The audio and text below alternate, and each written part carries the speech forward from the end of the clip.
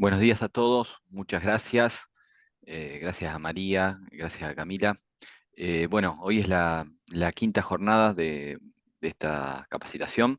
Eh, es la última que nos van a estar guiando María y Camila. Ya en la próxima el mando le toca a Graciela. Recuerden que la próxima jornada no es el miércoles que viene, al ser feriado, sino el miércoles 16. Bueno, sin mucho más, María, te paso la palabra como para que nos sigas guiando. Bueno, muchas gracias Edu y gracias a todos y a todas. Sí, en realidad lo que pensamos con Camila es un poco tratar de terminar los temas que habíamos abordado, obviamente después quedando dispuestas a las consultas que haya. Así que en función de eso yo voy a seguir con un tema que nos quedó medio por la mitad, la clase anterior que fue el lunes. Voy a compartirles pantalla y habíamos visto algo de interseccionalidad, habíamos hablado dentro de la responsabilidad, abarcado un poco el tema de lo que es los alimentos. ¿Ahí me están escuchando bien? Bien. En función de eso habíamos quedado con esta innovación que trae el código de darle un valor económico a las tareas de cuidado. Decíamos que eso estaba regulado en el artículo 660, donde deja establecido que las tareas cotidianas que realiza el progenitor que ha asumido el cuidado personal del hijo tienen un valor económico y constituyen un aporte a su manutención. Creo que esta placa la habíamos visto, que el cuidado de personas es parte del trabajo doméstico y de cuidado no remunerado que se dedica en mayor medida, aunque no exclusivamente, al cuidado directo de personas que requieren atención.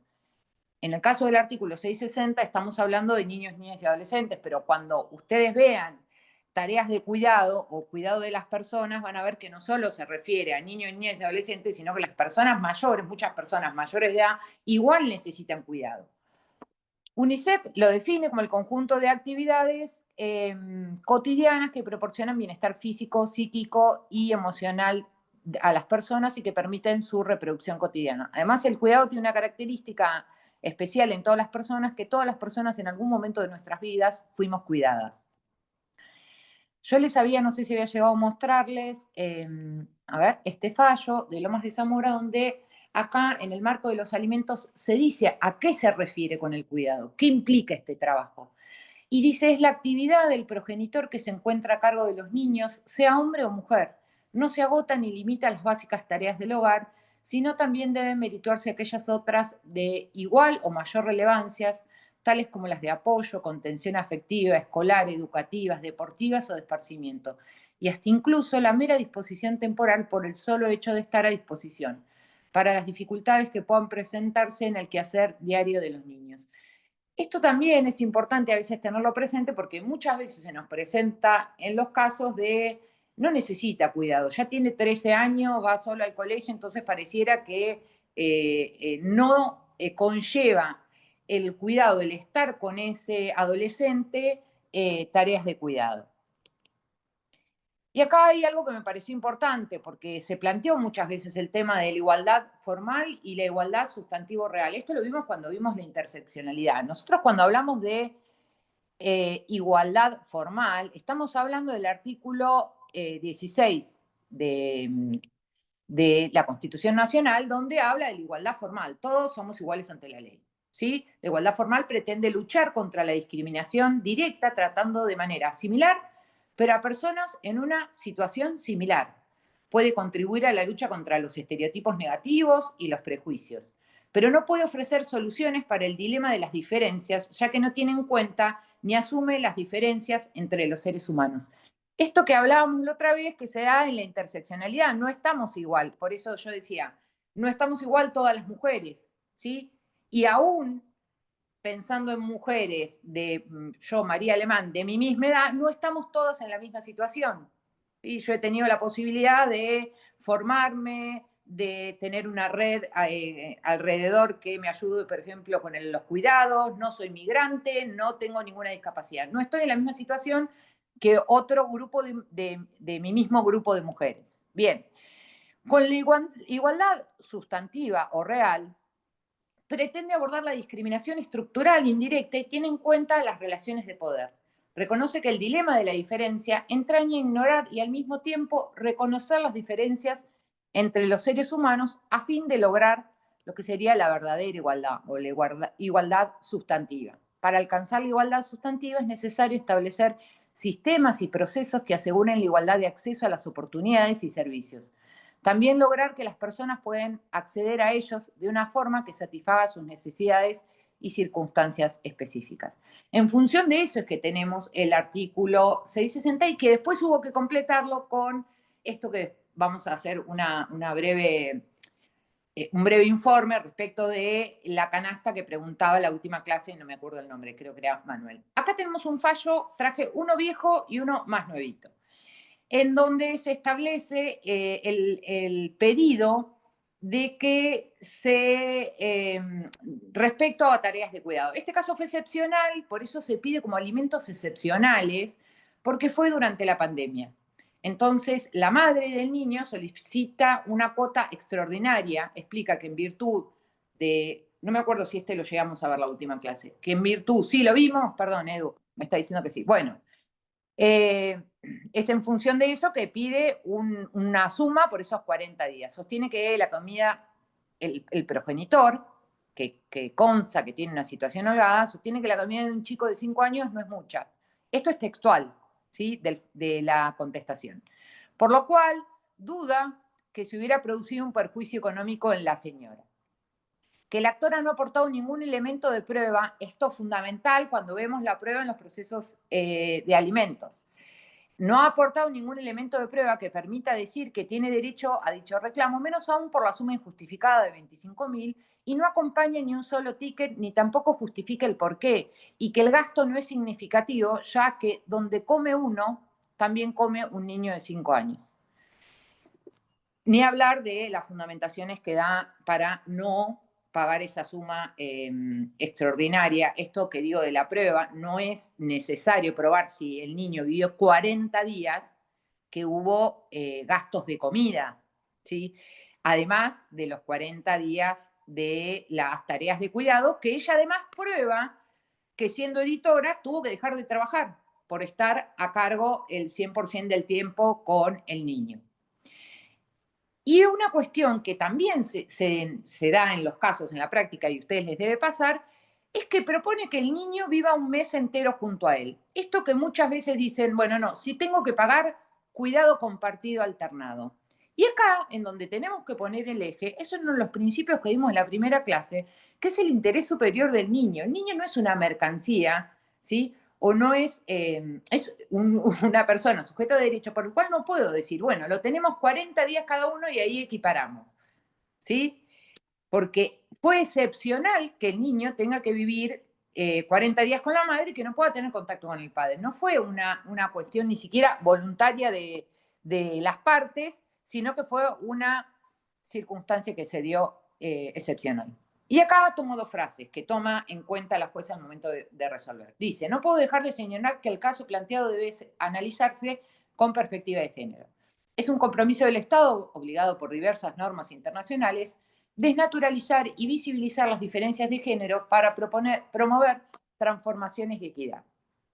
Hoy día coexisten en la sociedad viejos estereotipos y nuevas maneras de lo que es ser mujer y varón, y contamos con leyes que receptan estos cambios, como el ya citado artículo 660 del Código Civil y Comercial, que asigna expresamente un valor económico a la tarea de cuidado, tradicionalmente en el modelo patriarcal, a cargo de la mujer. Pero, le dice la jueza, siempre tenemos un pero en estas cuestiones, teniendo en cuenta lo normado por el 660, 658, la edad del niño, su nivel de vida, el principio de solidaridad familiar, le hace lugar a la petición, pero se lo reduce a la petición económica de la mujer. ¿Cuál es el inconveniente que teníamos con el 660? Tenían un valor económico, pero ¿cuál? Muchos fueron los intentos, ¿sí? A través de los datos recabados, tanto en los censos como la encuesta permanente de hogares, de ver y legislación comparada, legislación comparada que hace Uruguay con las tareas de cuidado, ver de qué manera se tasaba esas tareas de cuidado. Sí, tienen un valor económico, pero ¿de qué manera? de la manera de cuál es el ingreso de una cuidadora de niños o de una persona que está a cargo de la limpieza de una casa, todo lo que hace una persona cuando cuida, o por la pérdida de la chance, eran otras situaciones que se daban, es decir, yo dejo de trabajar entonces de abogada, entonces ¿cuánto cobraría yo si estuviese ejerciendo mi profesión? ¿Sí? Trabajo en un comercio, ¿cuánto pierdo yo de ingreso si dejo de trabajar para cuidar? En todos esos intentos es que se hace una valoración mensual de la canasta de crianza respecto de la primera infancia, la niñez y la adolescencia.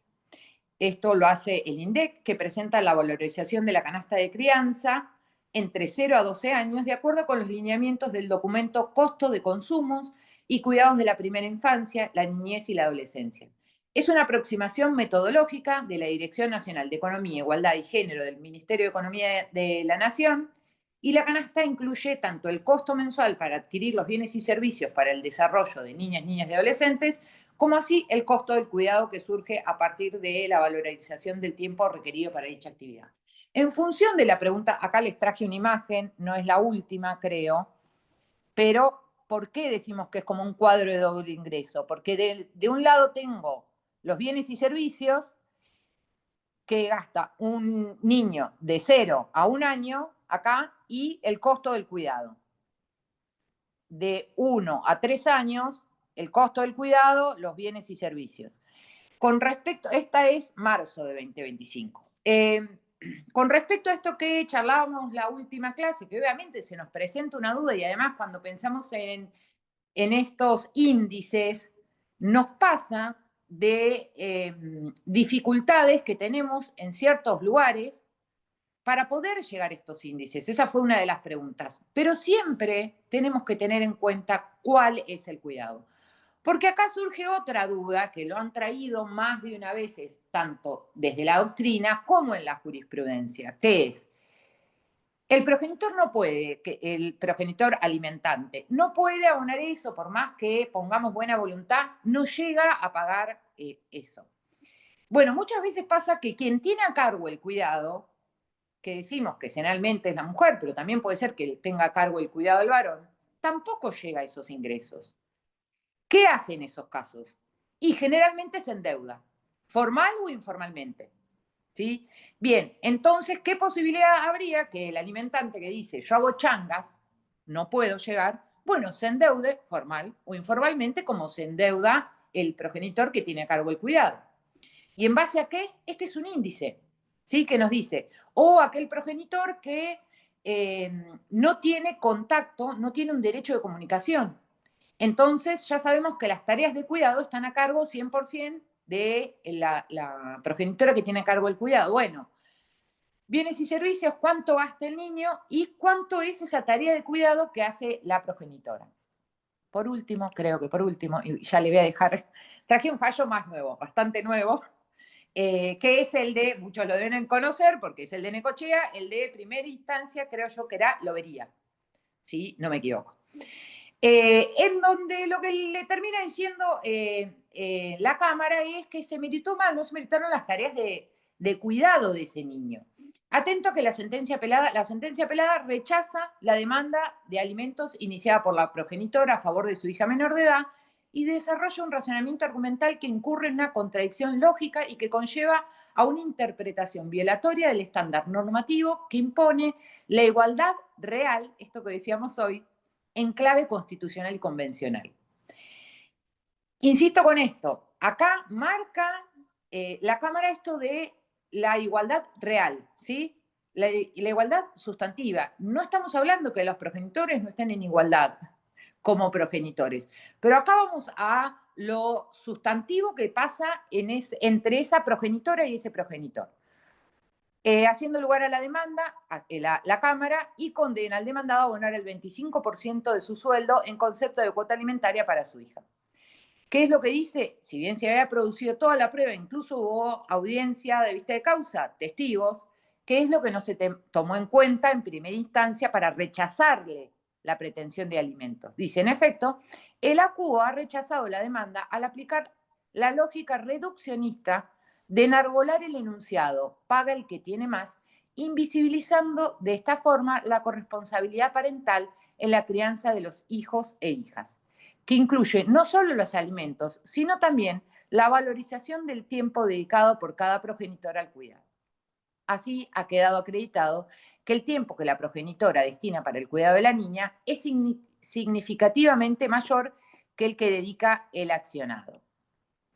A esto se suma que la actora ha debido rechazar un cargo de titular docente y mantener el actual de suplente, dado que este último le permite trabajar 8 horas diarias y no 4 como el otro, es decir, que ante las necesidades económicas la madre se ha visto obligada a relegar la estabilidad laboral que implica acceder a un cargo como docente titular, para obtener un sueldo mayor, a diferencia del progenitor que cuenta con 10 años de antigüedad en su cargo de policía provincial. En este sentido, de sostenerse la resolución apelada a partir del razonamiento de un cuidado compartido que no es tal, ni en lo equivalente al tiempo de cuidado, ni en la asunción de costos y servicios, estaríamos convalidando un abandono económico tanto de la madre como de su hija, absolutamente reñido con con perspectivas convencionales y constitucionales de género y de infancia. Este fallo está, y si no, yo se lo puedo pasar a Eduardo todo el fallo completo, que es mucho más largo, pero lo que examina la Cámara es la situación real de cada uno de los progenitores y no quedarnos en la superficie de cantidad de horas y ingresos equivalentes, que pareciera que es lo que meritó primera instancia para decir, bueno, los ingresos son equivalentes, las horas son más o menos las mismas, ¿sí? Entonces, rechazo el pedido de cuota alimentaria. Yo termino por acá, le voy a ceder a Camila, que también va a terminar con su parte. Gracias, Mari. Bueno, hola a todos, todas, todes. Espero que estén muy bien. Gracias por acompañarnos de nuevo en este encuentro. Ahora voy a hacer un mini resumen de lo que fueron nuestras clases anteriores, porque con Mari tuvieron la anterior, pero nosotros tuvimos hace 2 semanas, por lo cual quería poner un poco a tono en lo que habíamos quedado. Paso a compartir pantalla y arrancamos. Después, si quieren, al final podemos hacer el espacio de preguntas. Bueno, antes de arrancar quería, como les decía, hacer este mini resumen de lo que fueron nuestras 2 clases anteriores. Un poco a Mari le tocó abordar lo que es la responsabilidad parental de los progenitores cuando esa responsabilidad parental está en vigencia, y un poco lo que habíamos visto conmigo era la situación de aquellas vulnerabilidades que atraviesan los progenitores en el marco de la crianza y del cuidado. En este sentido habíamos arrancado diciendo que la familia de origen, es el núcleo central de la protección de las niñeces y adolescencias y deviene de este derecho a vivir en familia, que primero entendemos a la familia de origen en sentido amplio y luego vamos a buscar otras figuras de cuidado cuando ello no sea posible, siendo la adopción una de esas figuras posibles. Y vimos un poco también lo que implicaba ese proceso de adopción y vimos también lo que fueron las guardas de hecho. Ahora bien, este derecho a vivir en familia claramente se vincula con otros derechos humanos a los cuales se encuentra de manera indivisible e interdependiente porque es el lugar en donde las niñeces y adolescencias encuentran cuidado y protección. Producto también de la corresponsabilidad que nos trae la Convención de los Derechos del Niño, que recordemos que tiene obligaciones jurídicamente exigibles, fueron recepcionadas por nuestro sistema de protección integral. Y acá lo que tenemos es que cuando estas familias de origen no pueden brindar la protección y el cuidado, lo que tiene que hacer el Estado es venir a acompañar y a brindar políticas socioeconómicas para acompañar esa crianza y ese cuidado. Lo que veíamos en las medidas de primer y segundo nivel.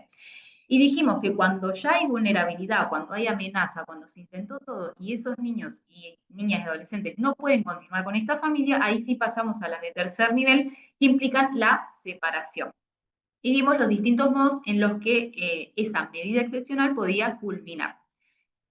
Una de esas posibilidades era ir a otras figuras de cuidado. Y acá es donde habíamos comenzado a ver lo que era la delegación del ejercicio de la responsabilidad parental, incluido el progenitor afín, y ahora vamos a ver lo que es la guarda y la tutela.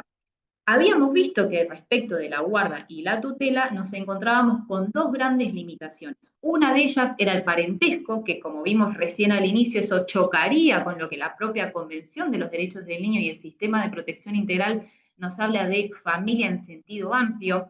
Recuerden esos vínculos significativos y afectivos. Y por otro lado tenemos el obstáculo, digamos, del tiempo. Vamos a ver que estas figuras suelen durar un año y que se pueden prorrogar por un año más. Acá, digamos, para arrancar, porque yo les decía que un poco estamos en una situación distinta a lo que fueron los temas de Mari. ¿Por qué? Porque cuando estamos con figuras de cuidado, lo que tenemos que tener en cuenta es que estas figuras, algunas van a delegar el cuidado, otras van a delegar el ejercicio y otras van a delegar la titularidad. Entonces, veíamos también la clase pasada la importancia de verificar que se cumplan todos los requisitos que nos pide la norma para poder dar esas figuras de cuidado, porque esto va a tener una repercusión en lo que es la responsabilidad parental, que está en cabeza de los progenitores hasta cuando no estén privados o esa responsabilidad parental esté extinta, ¿sí? Entonces, tenemos que tener en cuenta que se cumplan estos requisitos porque tiene un impacto directo en lo que es la responsabilidad parental. Bien, bueno, vamos a arrancar con lo que es la guarda. Si nosotros vamos al artículo 657, lo que vemos es que nos dice que ante supuestos de especial gravedad, ya acá, primer requisito, el juez puede otorgar la guarda a un pariente por el plazo de un año. Acá vemos claramente los dos obstáculos que señalábamos. Prorrogable por razones fundadas por un periodo igual. Vencido el plazo, el juez debe resolver la situación del niño, niña o adolescente mediante otras figuras de cuidados que se regulan en este código. El guardador tiene el cuidado personal del niño, niña o adolescente y está facultado para tomar decisiones relativas a las actividades de la vida cotidiana sin perjuicio de que la responsabilidad parental quede en cabeza de los progenitores y que conservan este derecho y responsabilidades emergentes de la titularidad y el ejercicio. Como habrán visto con Mari, sabemos que la responsabilidad parental hoy en día se puede, si se quiere, desmembrar en lo que es cuidado, el ejercicio y la titularidad. La titularidad es ese vínculo jurídico que surge de la filiación y que nos otorga derechos y deberes, y el ejercicio es la puesta en práctica, básicamente, de esa responsabilidad parental. Entonces, cuando vamos a lo que es la guarda, vamos a supuestos de especial gravedad y hay que tener en cuenta que acá la responsabilidad parental puede ser suspendida. Recuerden que cuando hablamos de cuidado y de ejercicio, estamos en supuestos de suspensión y cuando hablamos de titularidad, ya ahí nos vamos a lo que es privación y extinción. Si nosotros nos vamos a lo que dice el Código Civil y Comercial, cuando nos habla de qué pasa cuando hay suspensión o privación de la responsabilidad parental, nos dice que tenemos que ir a la figura de la tutela o de la guarda. Ahora bien, lo cierto, Marisa Herrera sostiene, y esto es cierto, que la tutela y la adopción son figuras que si nosotros vamos son gravosas en el sentido de que le otorgan la representación de ese niño, de esa niña, a otra persona. Entonces, en los casos de suspensión, que son, si se quiere, casos menos gravosos que los de privación, podríamos acá empezar a indagar en otras figuras, como lo es la guarda. Si nosotros vamos a los motivos de la suspensión, vemos que uno de ellos es la convivencia del niño, niño o adolescente con un tercero por razones graves. Fíjense que coincide con lo que dice el artículo 657. Ahora bien, esto se va a tener que evaluar en el caso concreto. Ahora, cuando nos vamos a los casos, por ejemplo, de otorgamos una guarda, dura un año, se prorroga por otro año y vemos que esos progenitores siguen en inactividad, digamos, responsable en relación a la crianza y el cuidado, ahí ya podemos pasar a un caso de privación. Recuerden que dentro de los incisos de privación tenemos el abandono absoluto de las niñeces y adolescencia por parte de sus progenitores y claramente si transcurrieron 2 años de convivencia con una tercera persona y sigue esa situación, bueno, ahí pues sí, privamos la responsabilidad parental y nos vamos a otro tipo de figura como lo es la tutela, ¿sí? Pero tengan en cuenta cómo estas figuras impactan en lo que es la responsabilidad parental, porque después llegamos a esos casos donde otorgamos una guardia y decimos, bueno, pero ¿quién decide sobre esto? ¿Quién decide sobre lo otro? Bueno, hay que dejar en claro y ahora vamos a ver distintos fallos de cómo se ha resuelto esta situación. Bueno, respecto de lo que es el análisis jurisprudencial, si nosotros nos vamos a analizar qué ha hecho la jurisprudencia con estos dos obstáculos en relación al parentesco y en relación al tiempo, vemos distintas, si se quiere, vertientes. Tenemos quienes han declarado la inconstitucionalidad y quienes han dicho, bueno, no, en este caso concreto la realidad es que la norma es inaplicable, la norma en sí no es inconstitucional, pero para este caso no la pudo aplicar porque excede los márgenes de esta norma. Y sin perjuicio de la vertiente que se siga en relación a inconstitucionalidad o inaplicabilidad, lo cierto es que todas coinciden en los mismos argumentos. La socioafectividad, estos vínculos afectivos de los que hablábamos al principio, el interés superior de las niñeces y adolescencias, y el principio de realidad, es decir, yo no voy a poder separar a un niño, niña o adolescente que se encuentra súper arraigado a un proyecto familiar por una norma que dice que no le puedo otorgar la guarda porque no es pariente, ¿sí? Incluso en contra de normas de jerarquía constitucional y convencional. Y esto, a la luz del enfoque de derechos humanos, que la primera clase también lo vimos, nos abre el Código Civil y Comercial, el artículo 1 y 2, que nos dice que tenemos que leer toda la normativa, especialmente la de familia con la Convención de las Niñeces y Adolescencias, a la luz de los tratados de derechos humanos. Bueno, el primero de los casos que les traigo acá es del año 2020 y es un caso también que involucra a una guarda. Era una adolescente que estaba con una beba recién nacida y no tenía redes de contención dentro de lo que es su familia biológica, es decir, personas que estén vinculadas por vínculo de parentesco que puedan asumir su cuidado. Entonces lo que se hace es el padrino del adolescente y la esposa de este, que no eran parientes, solicitan la guarda. Y lo cierto es que acá se comienza de nuevo haciendo este desarrollo en relación a que el 657 nos habla del parentesco. Y fíjense lo que dice, sin perjuicio de ello, la realidad cotidiana muestra que esto no puede sostenerse como regla infranqueable para todos los casos, puesto que en diversas ocasiones se aprecia que personas menores de edad son mejor apreciadas y cuidadas por terceros ajenos a vínculos familiares que por estos últimos. Ahora bien, inconstitucionalidad o inaplicabilidad. ¿Qué dice acá? Lo expuesto nos conduce a revisar la constitucionalidad y convencionalidad, especialmente del artículo 657, que solo habilita a otorgarlo a los parientes. Los padrinos no gozan de tal característica, sin perjuicio de constituir referentes afectivos de relevancia que son directamente elegidos por los progenitores en función de una relación de amistad o de confianza, cuando menos en la generalidad de los casos. Entonces lo que hace acá es declararla inconstitucional y lo que hace es otorgar la guarda a este padrino y su esposa.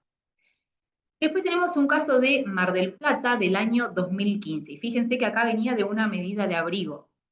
Dice, T, una niña de 5 años, se encontraba institucionalizada en virtud de haberse adoptado una medida de protección de derechos, lo que conocemos como abrigo. Vencido el plazo de 180 días, no se revirtieron las causales y había una mamá con la cual había un vínculo, pero esta no podía asumir el cuidado. Había consumo problemático, había negligencia en los cuidados, había violencia familiar, es decir, era muy complejo el contexto en el que se encontraba esta progenitora. Entonces lo que se hace es otorgar por pedido de la asesoría de menores incapaces la guarda de la niña a una vecina de larga data de los abuelos paternos, quien desde los primeros tiempos auxilió a estos en el cuidado de la niña y que estaban unidos por un vínculo genuino y afectivo.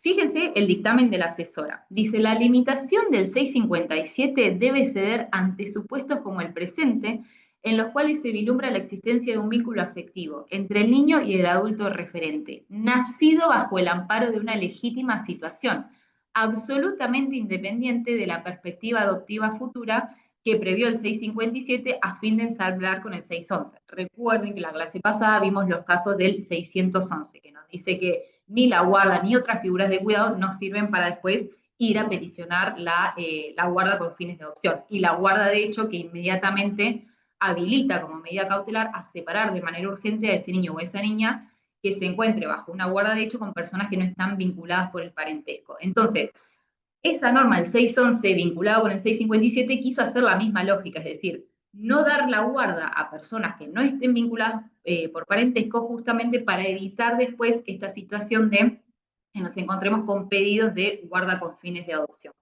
Pero ¿qué nos dice acá la asesora? Bueno, la realidad es que esto es una situación muy distinta, porque la realidad es que acá hay un vínculo afectivo previo y la realidad es que se mantiene el contacto entre el grupo familiar. Dicen, debe tenerse en cuenta que el vínculo afectivo entre la señora y entre quien hoy tiene a la niña y la progenitora ya preexistía, y que su designación como guardadora en su oportunidad, y que aquí se peticiona a consolidar, se diagramó en el marco del sistema de protección. Fíjense que es fundamental esto. Acá lo que la asesora también remarca es, bueno, ya hubo un órgano de protección que intervino. Recuerden que las guardas de hecho, esto es al margen del proceso que nos dice la ley que tenemos que seguir para restablecer los derechos de las niñas y adolescencias. Acá lo que conocemos como servicio local intervino en el caso, y lo cierto es que verificó que había un vínculo afectivo previo y genuino, por lo cual ya el sistema tenía conocimiento de estos vínculos, y no es que se originó de manera ilegítima. Y no en pos del derecho y alternativa familiar subsidiaria de adopción. En este caso debe considerarse el transcurso del tiempo en el cual la niña permaneció al cuidado de su actual guardadora, a quien llama mamá Pochi, permitiendo ello afirmar la consolidación de un vínculo afectivo, exteriorizando ello la existencia del mentado principio de socioafectividad. De nuevo acá la jueza, la inconstitucionalidad. Dice, los tratados de jerarquía internacional incorporados al derecho interno a través del 75, inciso 22 de la Constitución, rechazan la idea de la limitación a la extensión y al ejercicio de un derecho humano en el supuesto de autos, el derecho de la niña a vivir y desarrollarse en una familia. En virtud de lo expuesto, declara la inconstitucionalidad y le da la guarda a esta mujer. Y de nuevo vemos acá cómo se vincula esto del derecho a la vida familiar, el mantenimiento de los vínculos existentes con la familia de origen y su derecho a la identidad. Un poco también lo que veíamos, bueno, ojo cuando vayamos a analizar las situaciones de este vínculo afectivo, porque nos suele pasar que nos inician medidas excepcionales de protección de derechos en donde nos dicen quedó a cargo de un referente afectivo, que es un vecino, y la realidad es que el niño involucrado tiene 2 meses de vida, y ese vínculo socioafectivo ahí está raro, ¿no? Entonces, veamos cómo afectan también estas situaciones al derecho a la identidad, es decir, ese niño adolescente, ¿tienen claro quién es la persona que lo está cuidando? ¿Es idónea? ¿Es una persona que respeta su derecho a la identidad? Un poco lo que habíamos visto en la clase anterior. Acá otro caso del año 2021, y acá es de Río Negro. Dice, la señora M solicita la guarda de B y T, ellos son hermanos por parte de madre, y esta señora es abuela paterna de la niña, por lo cual con el niño no tenía vínculo de parentesco. Solicita la inconstitucionalidad del 657 respecto de ese niño con el cual no tenía vínculo de parentesco. Y fíjense acá para resolver lo que se dice.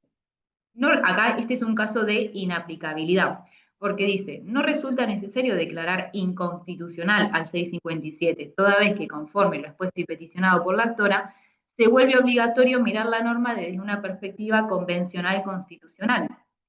En cuanto el 657 veda la posibilidad de otorgar la guarda de un niño, niño o adolescente a referentes afectivos, privilegiando el parentesco por sobre la socioafectividad.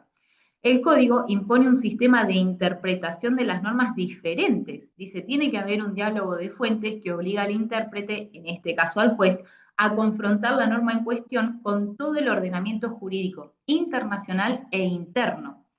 El juez entonces está obligado a confrontar esas normas. Existe sin duda el deber del juez de realizar el control interno, interpretando la ley de modo coherente con todo el ordenamiento para resolver los asuntos que sean sometidos a su jurisdicción. Por eso lo declara inaplicable al caso. Ahora bien, la guarda con representación. Esto es un poco de los casos que se han empezado a dar, un poco con lo que les decía, vinculado a la responsabilidad parental. Bueno, cuando hay una guarda, como vimos, el propio código nos dice, la realidad del guardador o guardadora va a tener el cuidado personal, por lo cual no hay representación de ese niño o de esa niña. La responsabilidad parental, en cierto punto, todo lo que tiene que ver con el ejercicio y la titularidad, incluidos los actos que requieren del consentimiento de ambos progenitores del 645, siguen estando vigentes. Entonces, hay casos en donde delegar solo este cuidado nos queda chico y se empezaron a ver estos casos de guarda con representación. Fíjense este caso que es del año 2018. Era una joven de 14 años que había estado internada, bueno, tuvo agresividad, ideación tanática y alteraciones sensoperceptivas, y lo que surge es una internación involuntaria. ¿Qué pasa? Se presentan los abogados del ministerio en representación de la joven e interponen una medida cautelar genérica. ¿Para qué? Para que se disponga el cuidado personal en favor de sus abuelos. Uno de ellos no era el abuelo biológico, porque era la pareja de su abuela.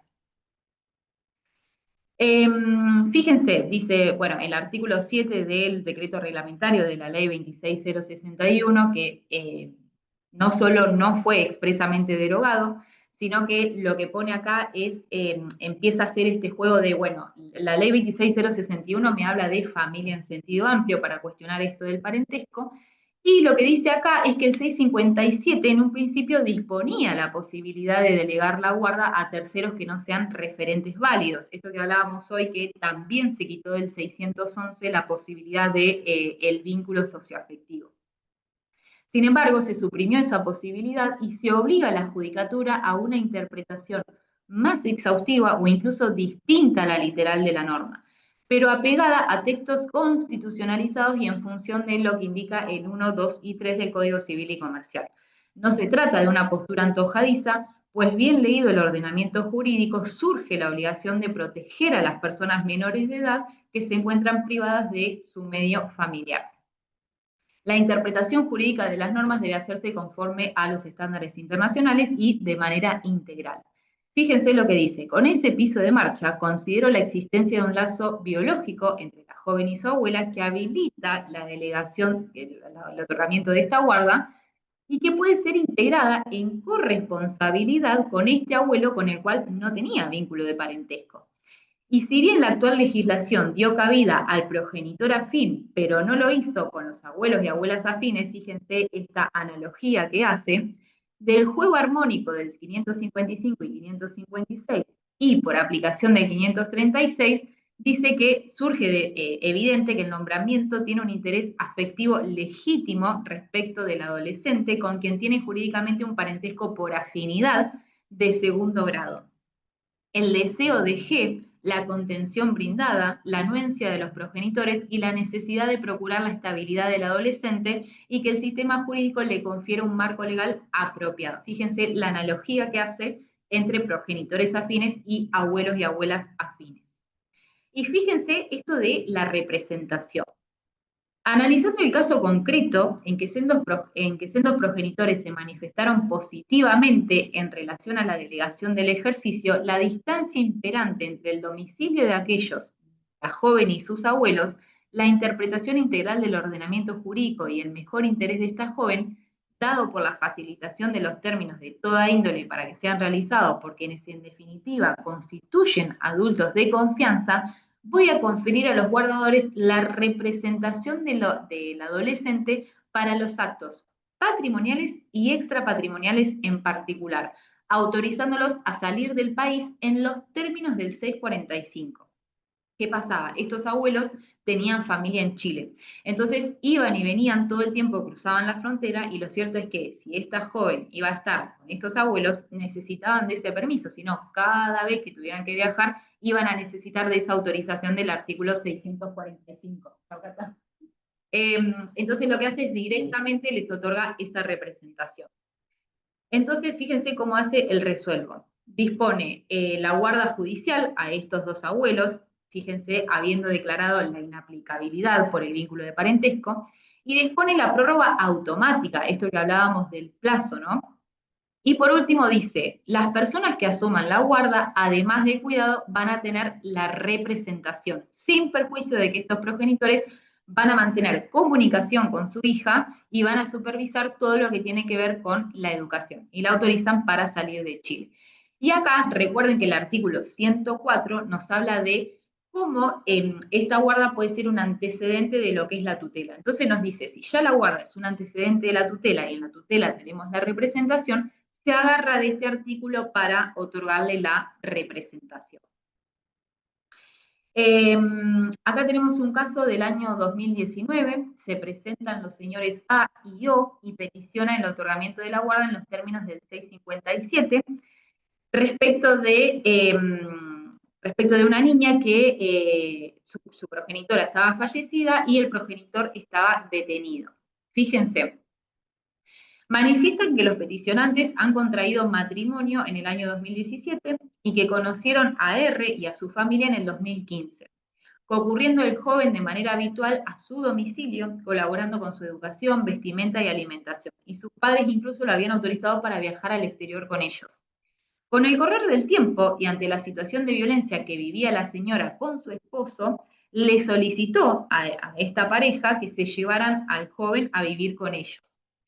El adolescente comienza a convivir con los peticionantes, realizando una vida acorde a su edad, concurriendo al colegio y obteniendo notas excelentes. Agregan que mantiene con el adolescente una relación que se funda en el amor, respeto y comprensión. En octubre del 2018 ocurre el fallecimiento de la progenitora de este joven, y la realidad es que el progenitor estaba detenido porque había sido perseguido penalmente, se le imputaba el delito de femicidio. En este contexto, esta pareja lo que plantea es que necesitaba tener la guarda de este joven porque querían tramitar los beneficios de la seguridad social y dentro de ellos lo que conocemos como la ley Brisa.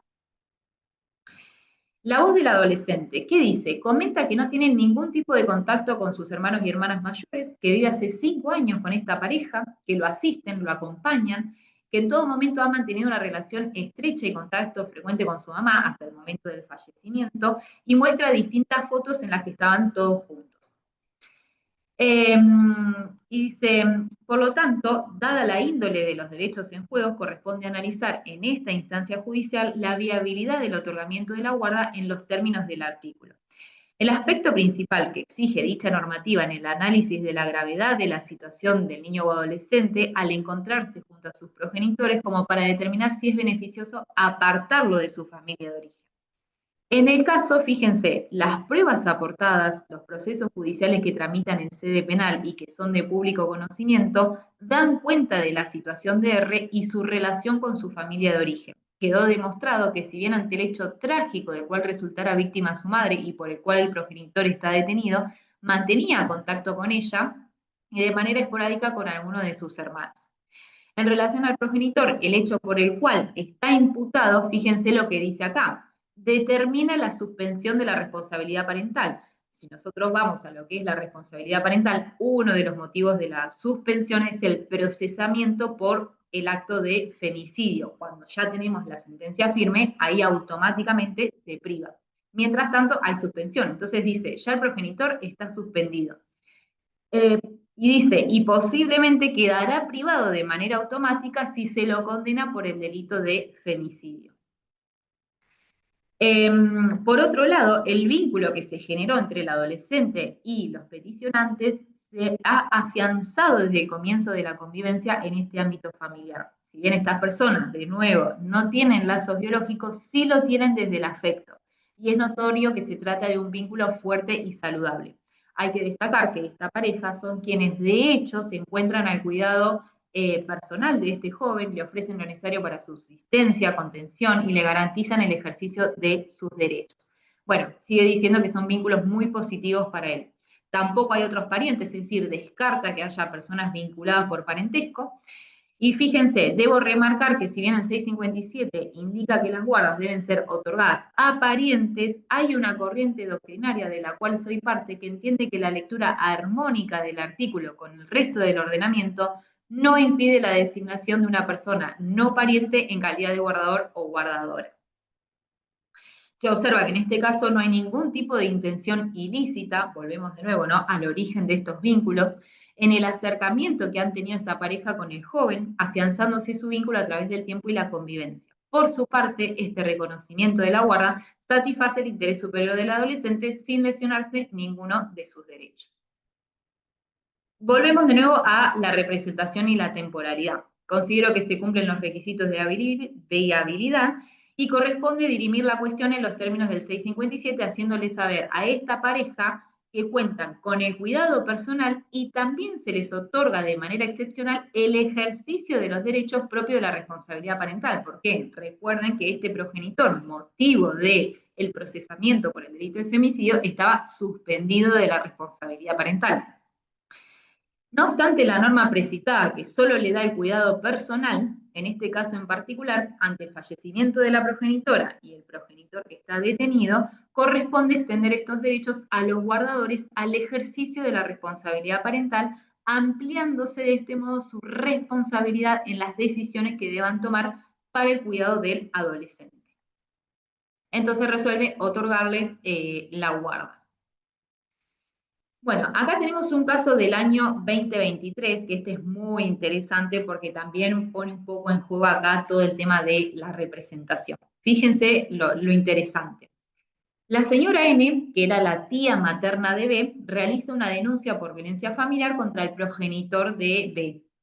En consecuencia, el servicio local adopta de nuevo una medida de abrigo de la joven que se queda en el domicilio de esta tía. Llega al PER de conclusión, que vimos que es uno de los elementos fundamentales dentro de lo que son las medidas excepcionales, y el órgano de niñez que intervino durante los 180 días de trabajo dice, bueno, no se lograron revertir las causales, lo mejor para esta niña, para continuar con la protección de sus derechos, es que se quede con esta tía a través de una figura de cuidado, la guarda. La joven apela con su abogada, en tanto la guarda se otorgó sin que importe delegación de la responsabilidad parental a la tía, y solicita que se revoque el decisorio apelado, ordenándose la supresión de la responsabilidad parental del progenitor. Y fíjense que la Cámara empieza haciendo como un desarrollo de cómo impacta la situación de la joven respecto de su progenitor en el ejercicio de la responsabilidad parental. Dice, hay una flagrante contradicción con lo regulado en el 702, inciso D, que es esto que nos dice de la convivencia del hijo de la hija con un tercero por motivos graves, del mismo cuerpo legal conforme al cual el ejercicio de la responsabilidad parental se suspende en los supuestos de convivencia con un tercero. Frente a dicho escenario, cuando el juez o el tribunal confiere la guardia de un niño, niña o adolescente a un pariente o a un referente afectivo, corresponde suspender el ejercicio de la responsabilidad parental y, como regla, salvo supuestos excepcionales, disponer que el guardador ha de asumir solo el cuidado. Fíjense que acá es como que está dando vuelta en realidad lo que dice la norma. La norma nos habla de la guarda es solo el cuidado. Para ellos no, dice, si ya está conviviendo con un tercero, aplica el 702, inciso D, y la realidad es que excepcionalmente solo va a tener el cuidado. La realidad es que la responsabilidad parental implicaría una suspensión, porque si es por un año y encima prorrogable por uno más, bueno, es un tiempo prolongado, ¿no? Entonces nos dice, como regla, y salvo supuestos excepcionales, disponer que el guardador ha de asumir no solo el cuidado, sino también el ejercicio. Y ello así, valorando que los jueces están autorizados a atribuirle al guardador las funciones de los tutores, de nuevo, el 104, por lo que con mayor razón contarán con la facultad de decidir una cuestión de menor envergadura, como lo es conferirle el ejercicio de la responsabilidad parental.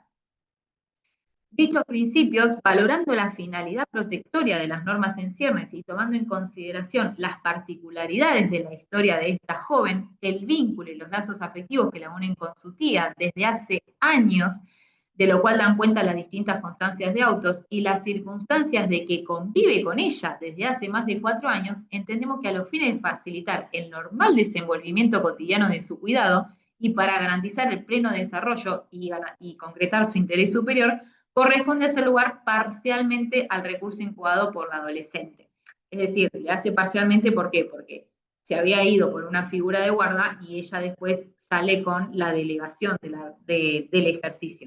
Entonces le hacen lugar parcialmente en el sentido de que damos la guarda, pero también lo que vamos a hacer es suspender la responsabilidad parental y otorgarle el ejercicio a esta tía que hacía como 5 años que estaba al cuidado de ella.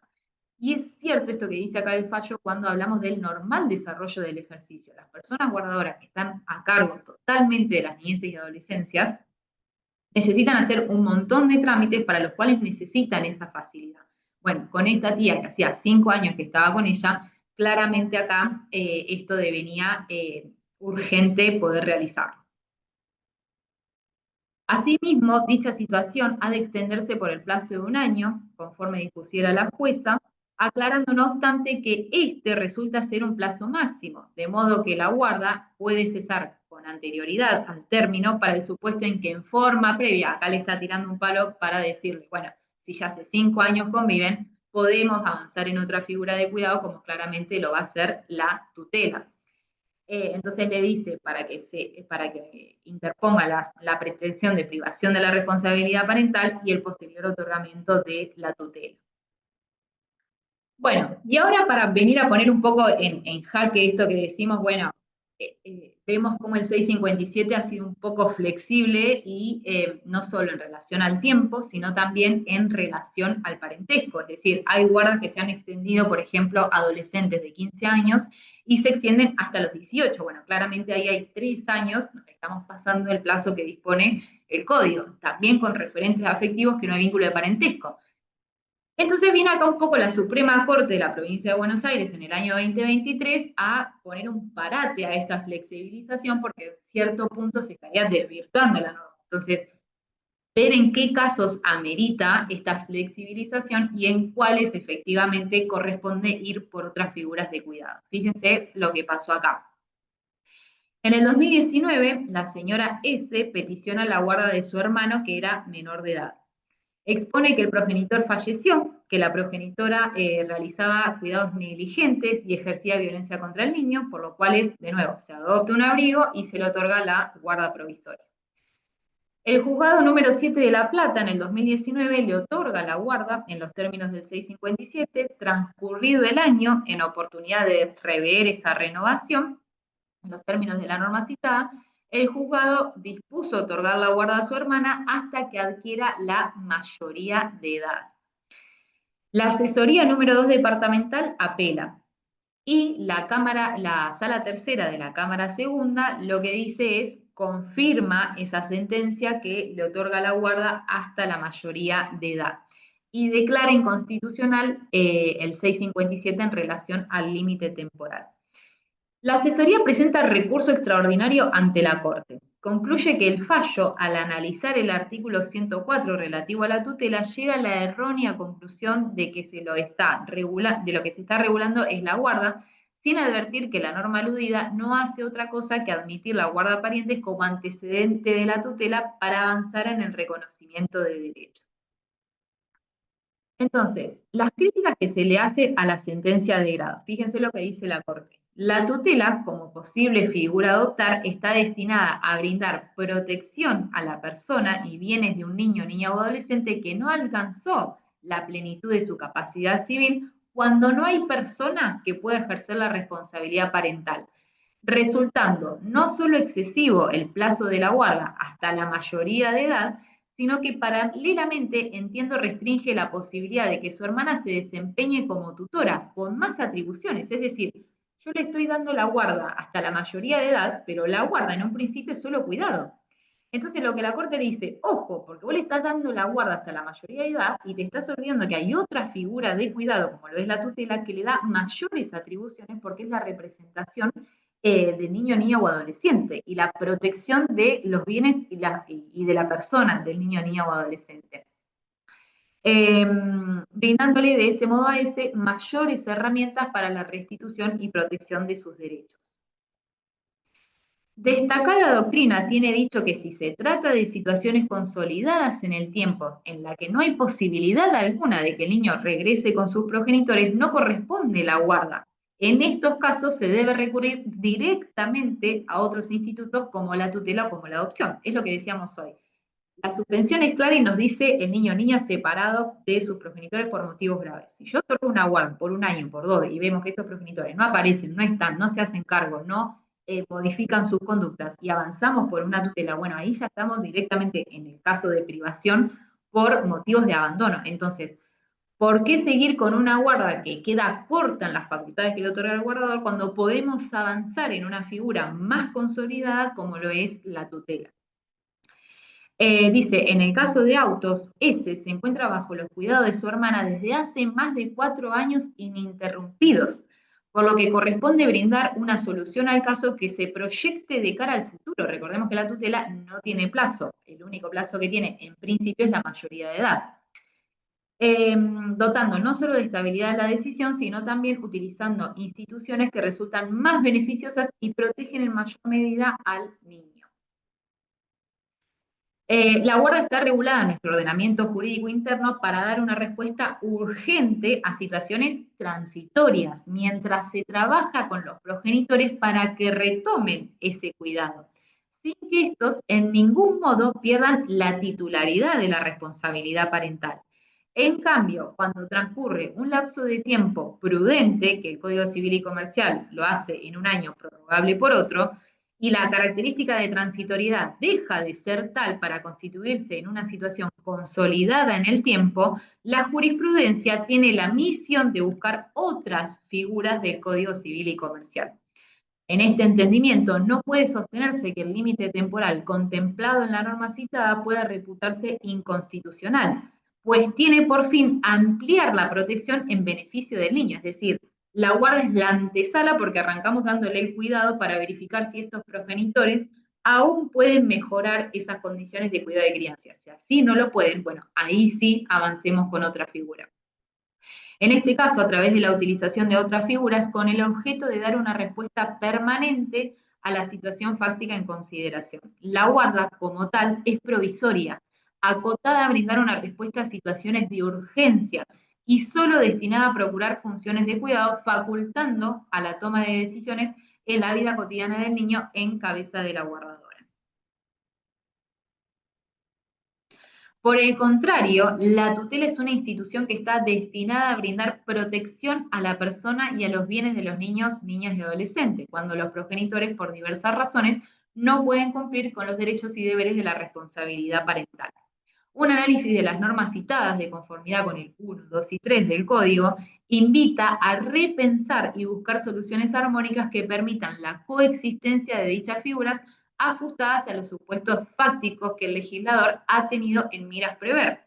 De este modo, considerar que el legislador ha tenido en mente dejar previsto que en algunos supuestos particulares la guarda puede resultar la antesala de la designación de una tutela.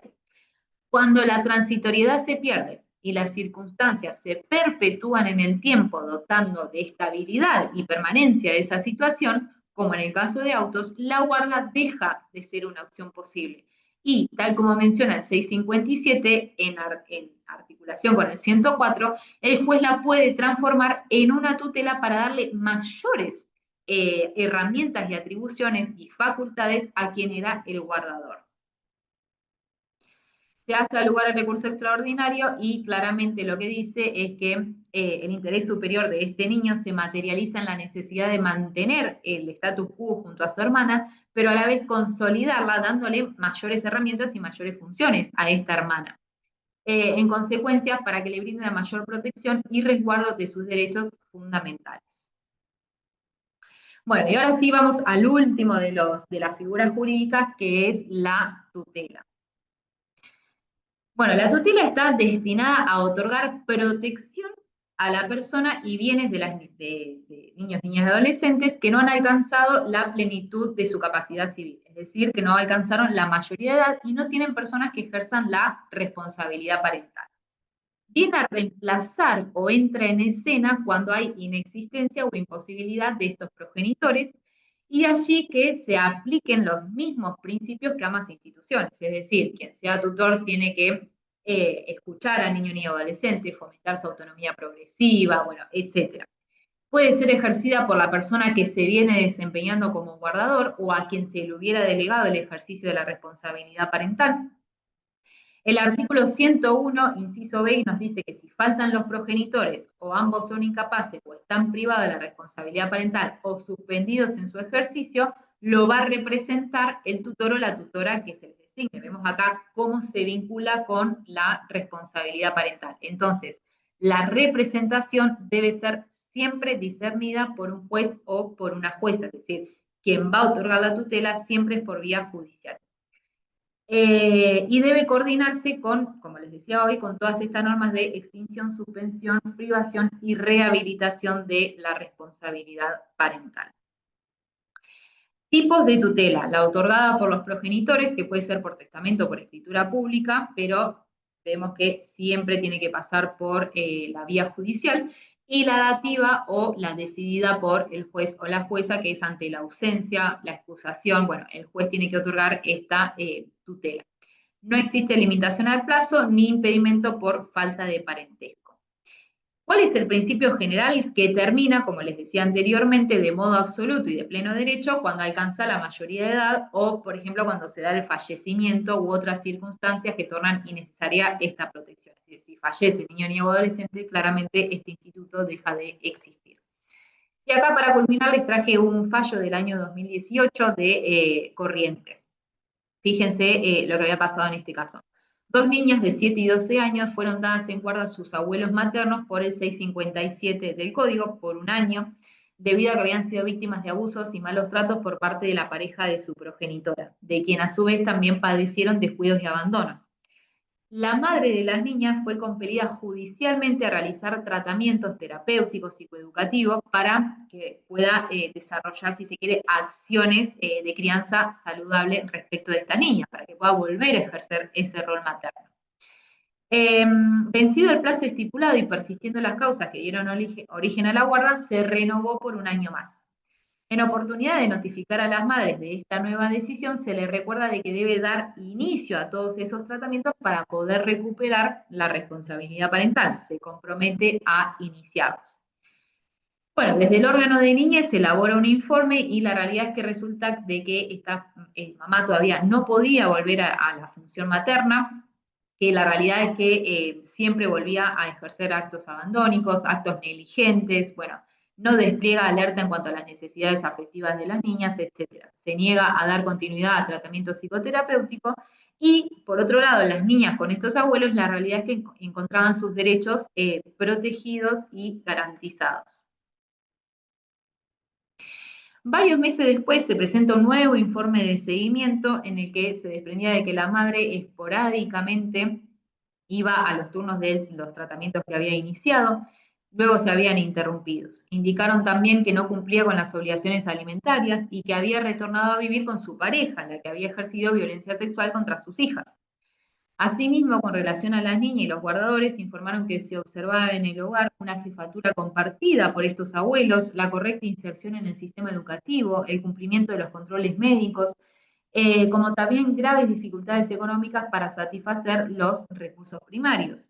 En este contexto se vence el segundo plazo de la guarda conferida a los abuelos y se da intervención a la asesora para que se expida en relación a la tutela. La asesora indicó la necesidad de resolver la situación de las niñas para que no queden en estado de indefensión. Recuerden que cuando vence la figura jurídica, más allá de que muchas veces nos van a ver a los distintos lugares porque dejan de percibir los beneficios de la seguridad, lo más importante es que dejamos a estas niños y adolescentes en un marco de irregularidad, porque están sin una figura jurídica que les garantice a las personas con las que están poder ejercer distintos actos. Puntualizó en su dictamen, cuando precede la tutela y que la madre no estaba ejerciendo su responsabilidad parental, por lo que en el interés superior de las niñas se encontraba afectado. Observó que los abuelos estaban asumiendo responsablemente sus roles y funciones, confiriéndoles a las niñas un marco propicio para su desarrollo integral, material y afectivo, entonces señaló a la tutela activa como una favorable resolución para el caso en particular, por haberse vencido el plazo de la guarda y ser la figura que mejor se correspondía a la protección de estas niñas. Situación de la progenitora. Exposición reiterada de las niñas a situaciones de vulnerabilidad, incumplimiento de las pautas que se le habían marcado para que pueda ejercer su rol materno y funcionalmente su responsabilidad parental, falta de interés y de compromiso. Señala al Instituto de la Tutela como el sindicado para cumplir con la función de cuidado legal de las niñas a fines de darles mayor estabilidad. Si se hubiera otorgado, y señala esto, ¿no? De si se hubiera otorgado la guarda a un pariente de conformidad con lo previsto en el título de la responsabilidad parental, la protección de estos niños y de estas niñas puede quedar a cargo de quien fue el guardador. Entonces resuelve que hasta tanto la progenitora acredite idoneidad para cumplir con estas funciones, recuerden que ya veníamos de 2 años trabajando con esta progenitora, Bueno, ahora avancemos en una figura de mayor estabilidad dándole la guarda, pero siguiendo con esta progenitora para que pueda en algún momento, si es que puede, asumir su rol materno. Y lógicamente supedita esta situación a que ella acredite que ha iniciado los distintos espacios psicoterapéuticos y de trabajo en relación a la crianza saludable para poder recuperar ese rol materno. Ahora sí, muchas gracias y quedamos abiertas a preguntas. Por favor, recuerden todos que si quieren, le pueden levantar la mano virtual. Ahí la veo a Graciela, que levantó la mano. Podés habilitar el micrófono, Graciela. Hola, ¿cómo están todos? Me encantó escucharte, primero que nada. Me encantó acompañar el curso porque me permite orientar de lo que quiero hablar la próxima. Em, y puntualmente porque sigue habiendo como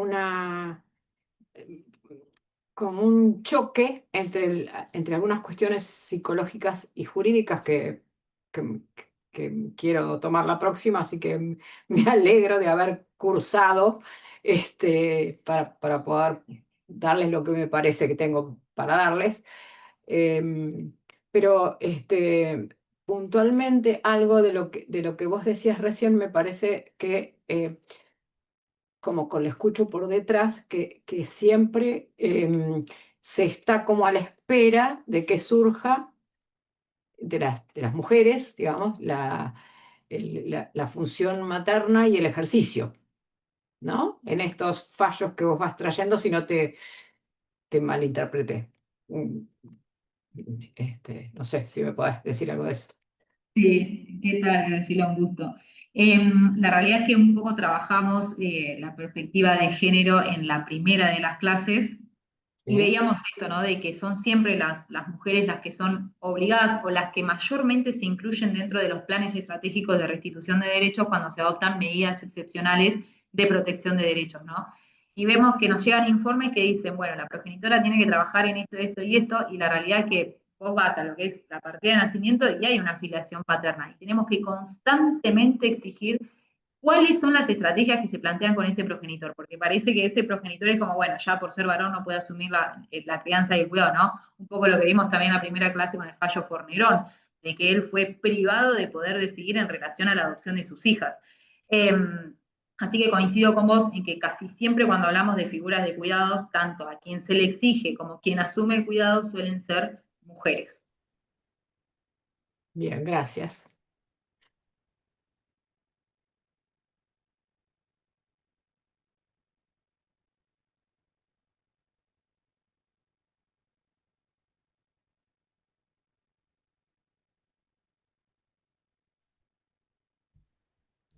Yo, perdón, tengo una consulta también en relación a los alimentos que hoy mencionaban.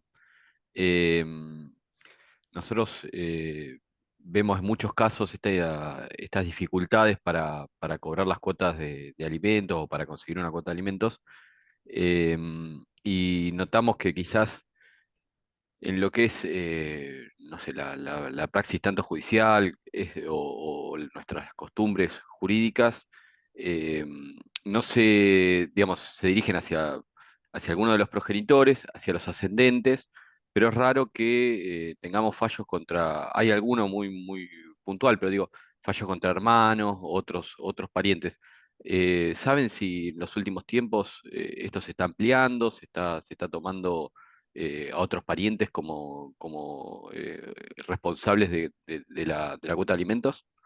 Sí, justamente ayer estaba mirando uno de ellos que fue bastante resonante, que fue el de Entre Ríos, en donde se hace a los tíos paternos. Se extiende la obligación alimentaria y es muy bueno el fallo de la Cámara porque habla de principios procesales del derecho de familia, el acceso a la justicia y la tutela judicial efectiva. Es decir, esta niña, el padre había muerto y la madre le reclama a los tíos paternos. No tenía otra, la única familia paterna que serían sus ascendientes era la abuela, pero la abuela cobraba una pensión, algo que ya, después se los paso al fallo, lo debo tener por acá.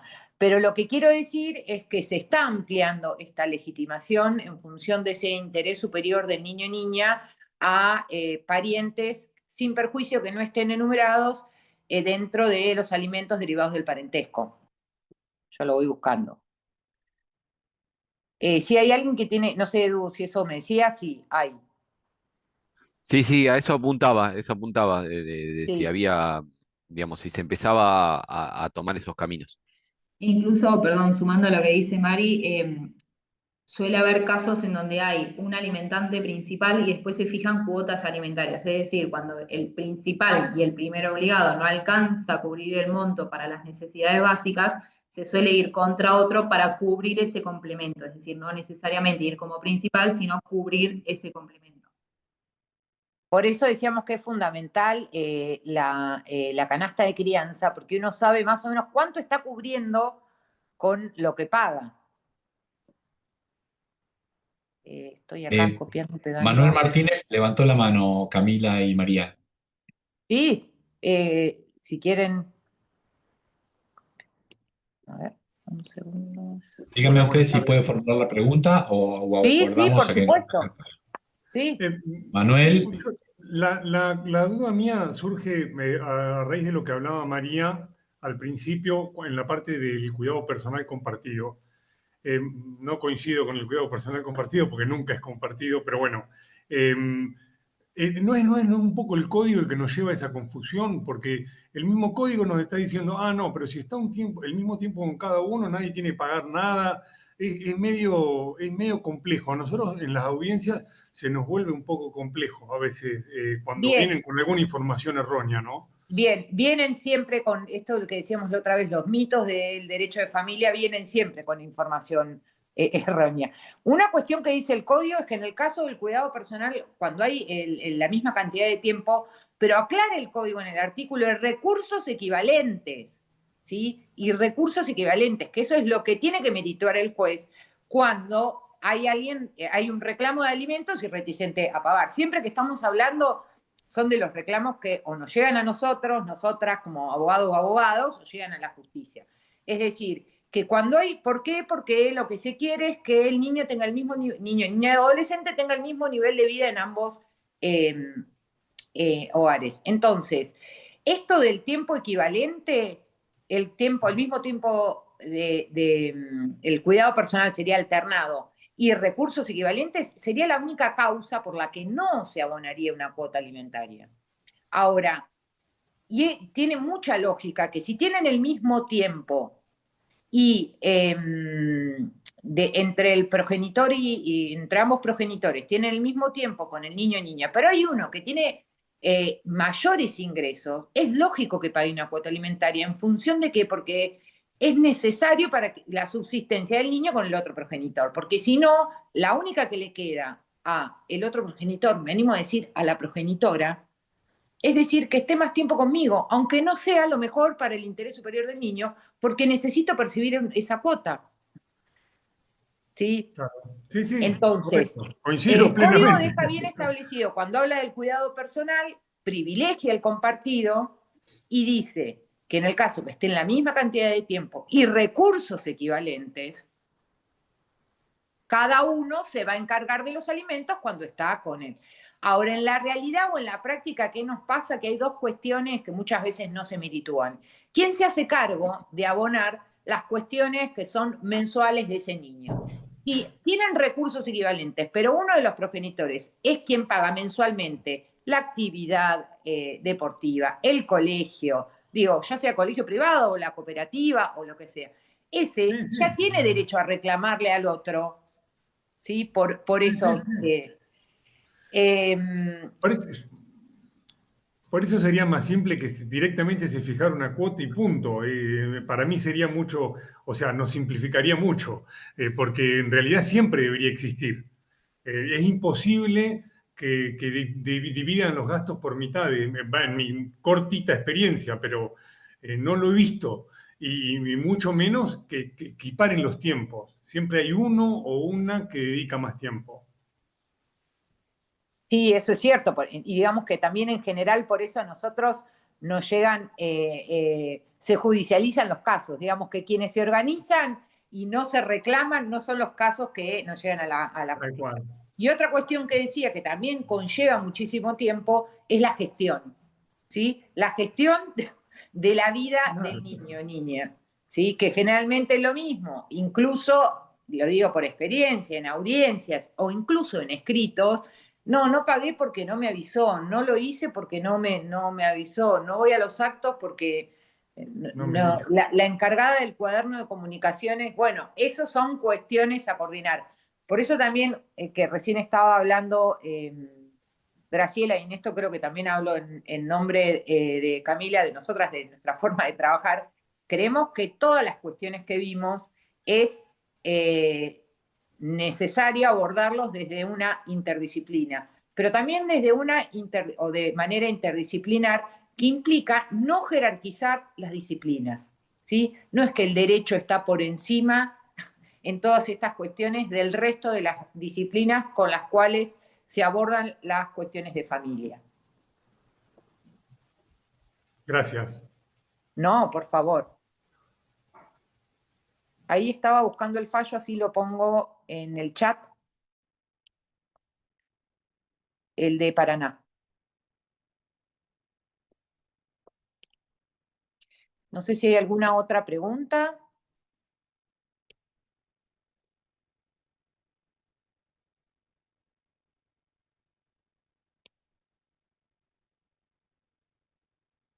No hay una pregunta, pero Magdalena Pécolo Hartman dice, totalmente la carga mental o la responsabilidad de la organización en logística en la crianza de hijos, em, dice, es muy rara vez, es muy rara vez compartida. Es muy rara vez compartida, perdón. Y ahí colocaste el fallo. El fallo es el de los tíos paternos. Bien, y ahí Lorena Cule hace una pregunta. María dice, Sí. buenas tardes, doctora Aleman. Ante todo, un gusto escucharla. Tuve el gusto de estar compartiendo varias audiencias de mediación cuando litigaba. En cuanto al cuidado compartido y alternado, estimo siempre evaluar que el niño o niña mantenga el mismo nivel de vida con ambos progenitores, porque hay padres que no ponen en la balanza esto, entonces no quieren abonar cuota alguna. Pero debemos insistir en que más allá que compartan mismo tiempo con cada progenitor, no pasen necesidades con alguno de ellos. Bien, esto es fundamental porque volvemos a lo que hemos visto en distintas clases con Camila. Es pensar también en función del interés superior del niño y niña. Siempre damos ejemplos como muy prácticos. Si el niño o niña tiene una calidad de vida muy superior con alguno de los progenitores, ¿sí? Teniendo hasta cuestiones como siempre ponemos los ejemplos de tienen esa casa la play, tiene el patio para jugar, tiene todo. Es una situación, digo, que en perjuicio del interés superior del niño que en la otra casa a veces no tenga para comer. Incluso hoy por hoy estamos viendo casos en las situaciones que abordamos en donde se plantea hasta el tema de la comida. Come en una casa y en la otra no tiene la misma o calidad de la comida. Es lógico para el niño que ansíe ir al hogar del que en mejor situación está. Y es una cuestión que deben resolver los adultos, ¿sí? Que no se le plantee al niño o niña esa situación, que tenga que resolver. ¿Sí? Si los adultos, con la cantidad de recursos que tienen, no pueden resolver, menos lo va a poder resolver el niño. Por eso es cierto lo que ella dice, que hay que insistir en esto de mantener el mismo nivel de vida o un nivel de vida equivalente, ¿sí? En ambos hogares, en el caso del cuidado compartido. Y esto también, como decía Emanuel, también se nos transforma como en un mito, o incluso la gente que llega a las audiencias, entonces, bueno, si tengo que pagar cuotas, no lo veo más.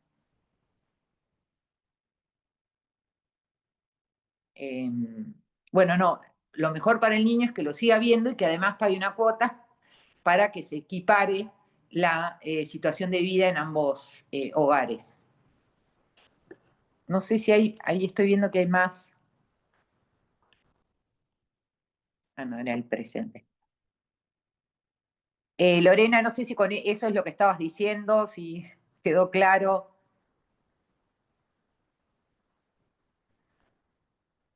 Acaba de levantar la mano Alejandra Arbilla, Sí, perdón.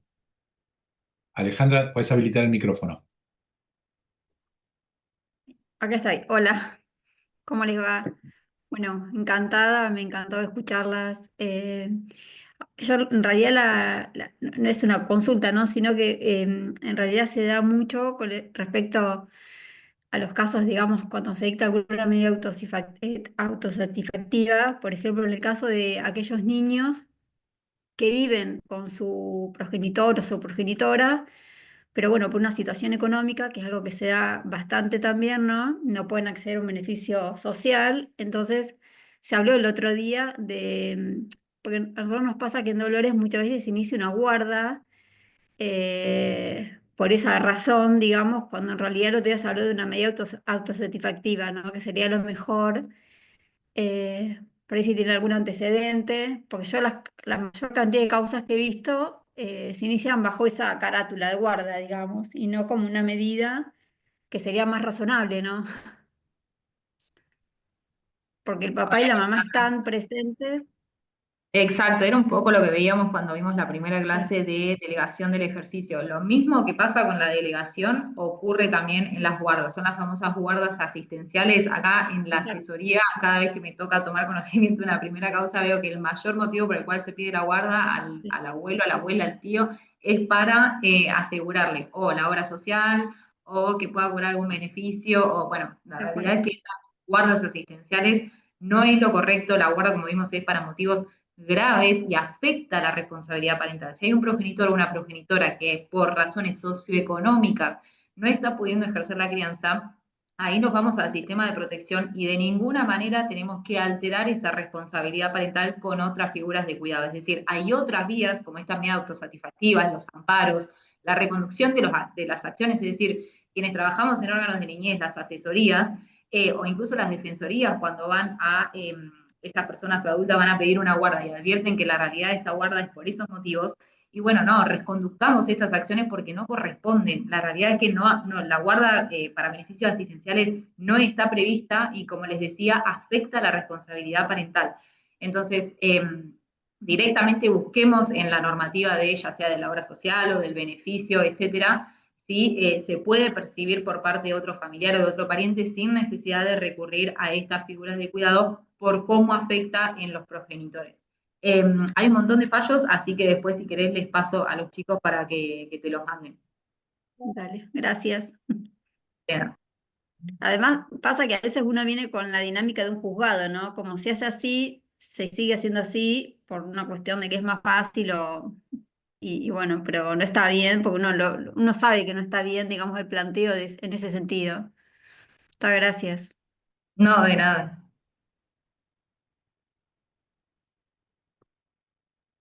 María María Laura, Laura. levanta la mano.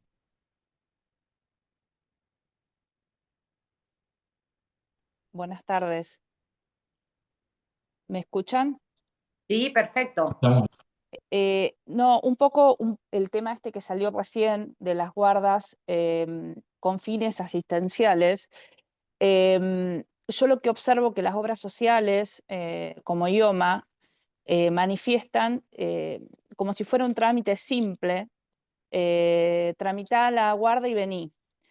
Entonces, cuando uno se encuentra asesorando, hay que hacerle entender a esa gente lo que implica una guarda, y muchas veces no es fácil, porque desde IOMA, por ejemplo, le hablaron como si fuera un papel sencillo de obtener.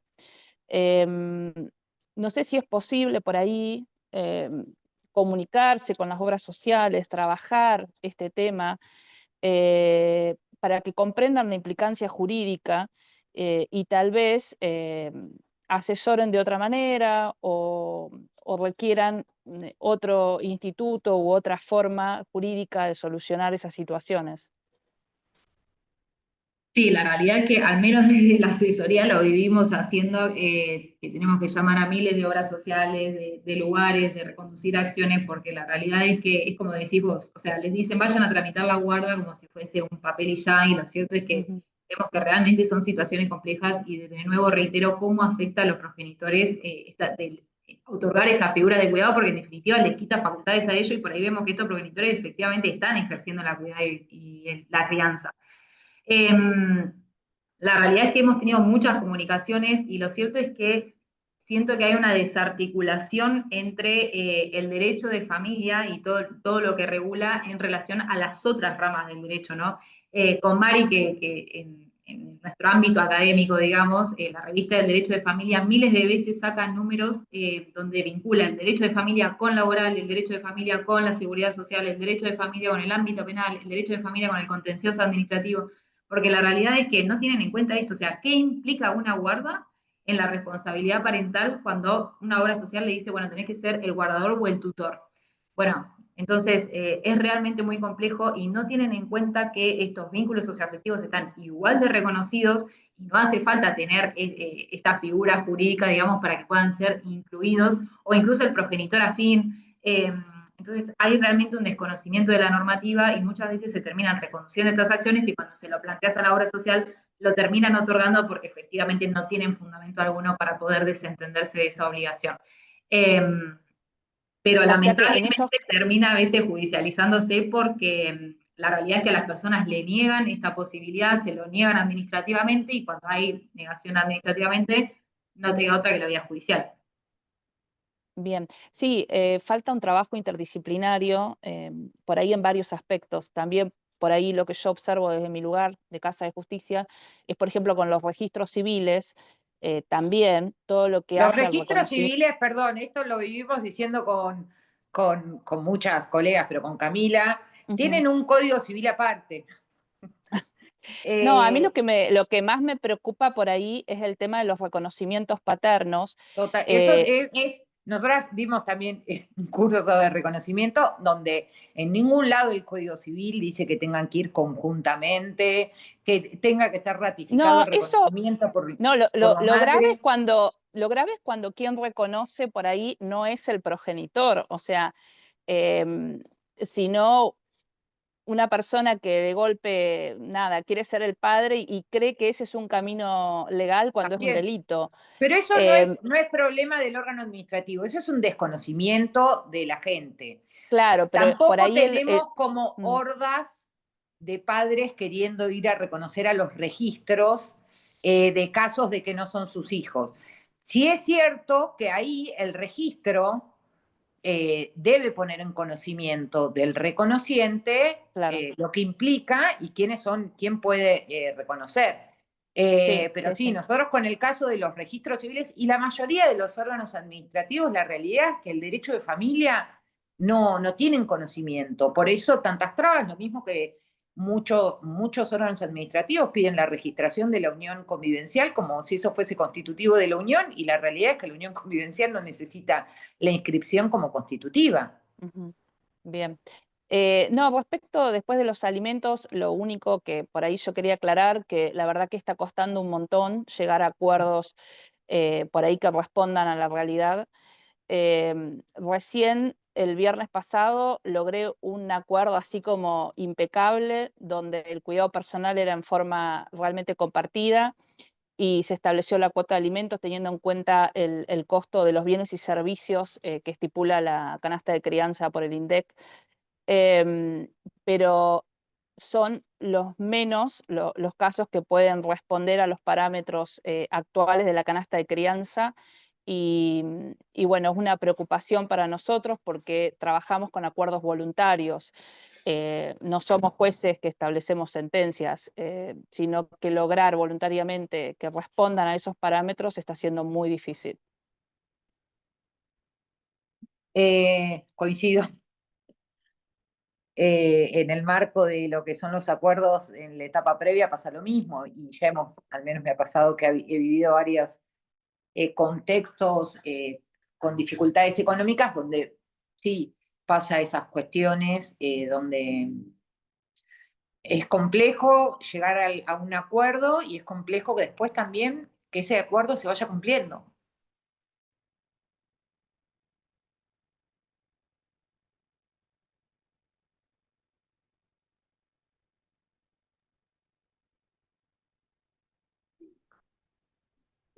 No hay ninguna pregunta más.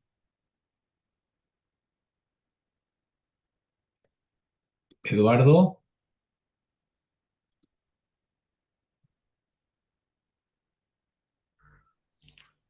Me parece que ya no quedan preguntas. Si les parece por el horario, vamos agradeciéndoles enormemente. La verdad que creo que hablo por todos porque he recibido un montón de mensajes. Las exposiciones de ambas fueron brillantes. Así que bueno, agradeciéndoles lo que nos han guiado hasta acá. De última, si después a alguno les surge alguna pregunta o quieren consultar el material del que se habló, me lo hacen llegar, la mayoría tiene mi WhatsApp, me hacen llegar el pedido y yo se los transmito a María o Camila. Bueno, muchísimas gracias, ¿eh? Sí, muchas gracias. La verdad fue un placer compartir este espacio, en especial con Mari. Así que quedamos a disposición. Muchísimas gracias.